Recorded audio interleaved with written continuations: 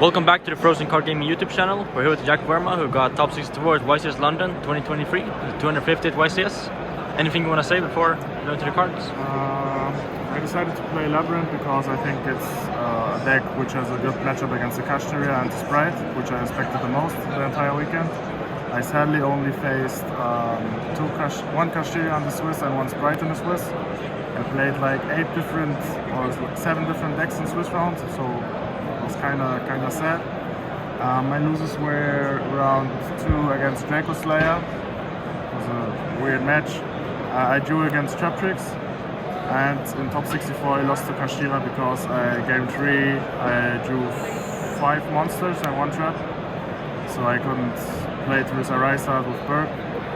Yeah, overall the deck went pretty well. I really liked the deck.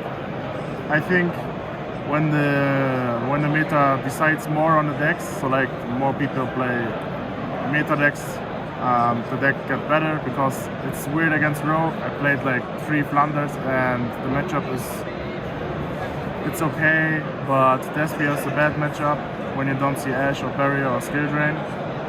And yeah, I think it needs time to get better in the meta, so when people realize what the real decks are in the meta. So. Let's start with the monsters. I played the small Labrynth package. I only played 1 Ariana because I decided to play 3 Ash and the 3 Gamma. And when I play like Ariana is the best starter, of course, but it conflicts with Gamma, and Gamma was one of the cards I really want to play because it protects your traps from getting Ash, like Big Welcome and Welcome. And it's good against Sprite going second and Kashtira and all other decks, of course. And you can clear the Arisa when they are passed on Arisa. You can also excavate it with Prosperity. Then the mandatory effect of Arisa, he has to attach. Then I can just like, when I excavate Gamma, I can take Gamma. And he has the mandatory effect Arisa.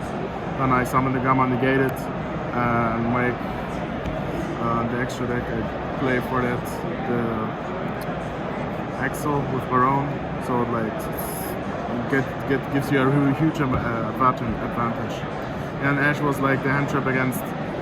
I just needed that hand trap, which is good against or solid against the Sprite and Kashtira, but I didn't know how much Despia will be there, so I was kind of afraid since it's not the best matchup.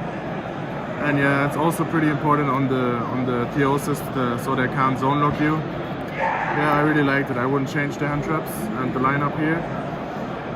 I only played the Prosperity. I don't like the duality that much because it conflicts with Gamma in your own turn, and it's a dead top deck. So if you top deck it, you either can't play with your engine or just like, yeah, it's weird. If you open it, of course, going first, it's pretty strong, but I don't like it going second.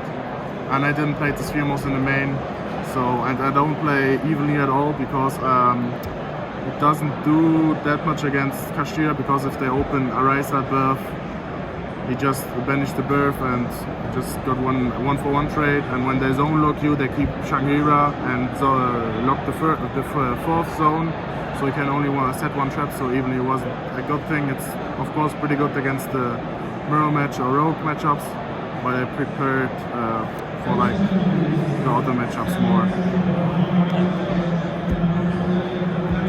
I played 2 Heavenly Prison because I really wanted to play 3 somewhere in the deck, and I play 2 in the main and 1 on the side because I don't have enough space on the side. And this card is really broken since it gives you a beater, OTK potential, and follow-up, and it's like more engine, you know. So for the traps, 6 traps, nothing to say. Bell is getting more important, so sometimes when I have both of them, I just use Welcome to summon Lovely, and afterwards I just use Big Welcome so they can't Bell this. So it depends on the matchup. If you play against a really hand trap heavy deck, maybe you have to play it around the Bell, but depends on the hand, on the auto trap cards. Then I decided to play these 6 Floodgates. I needed something to flip in draw phase to play around Denko, and I needed blowout, so when you get even lead, for example, and you don't have the judgment, you just need a blowout. trap, so he needs another out, like Cyclone or something, to play, and yeah, it stuns the opponent way more than yourself. Yeah, and if you play the Lord, the floodgate's getting better because you can pressure more with them. Yeah, it's floodgates, you know.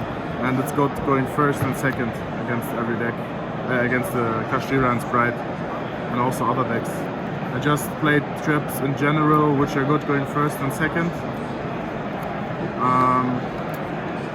Yeah, 3 compulse is like, every deck is going on the extra deck, so it always is a good 1-for-1 trade. I only play 2 punishment because it's that going second against the Arise Heart, because you need another trap that clears the Arise Heart first, and it doesn't clear it, and any other trap do it. So I only play 1, and it's once per turn, so it's also kind of weird sometimes. I played this as a removal against the Runic decks, against the Kashtira going first. So just for the spell trap removals, and it was pretty good for me. I done the one trap trick for the follow up. If you have to trigger your lady early in the turn, you don't know what you need the next turn, and when you just like bounce with big bulk on your lady, you just set it, activate it in your turn, summon the lady, and activate the other trap you set it, so you can trigger the lady directly again. And the TT was pretty good. It's pretty good against the Sprite and the Kashtira and all the other combo decks, because nobody expected, and usually it's your first trap to activate. You just let the opponent play onto the situation where they can, for example, go Shangira and can Zeus you.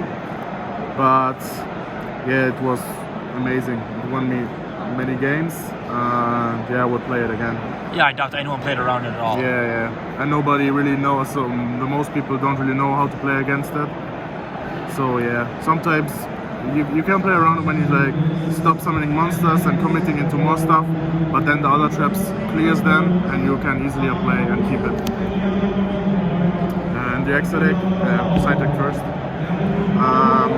Yeah, of course the 3 Judgment. And the third Lord is for going first, or the slower matches, as the control matchup, sorry. It's also pretty good against Despia going second, because they can't use the Guardian Chimera.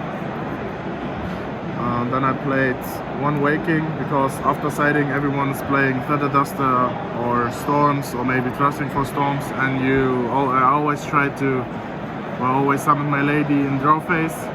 So when they like use Storm or Feather Duster, I chain any other normal trap, set this gets popped, and summon like one of those 3.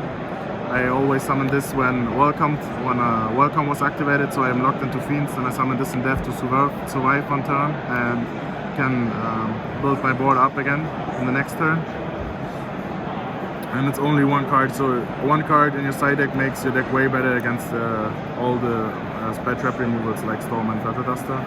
And only 1 Eradicate. I don't like the versions with like playing more than this with the bigger Labrynth engine, because it's pretty big, pretty briggy, and it's bad going second, and your deck is already pretty good going first, so I don't want to play more cards for going first.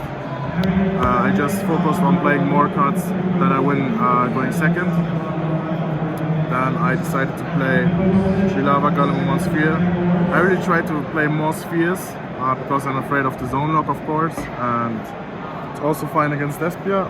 This is better against Despia, of course, because it's safer, but you need something against the zone lock. So you have to get the chance to draw one of those as high as possible, so that's why I wanted to play more, but I couldn't make it. Yeah, this is pretty important also for the Despia matchups, so out the Dragoon. Yeah, and overall, both are insane against Sprite too.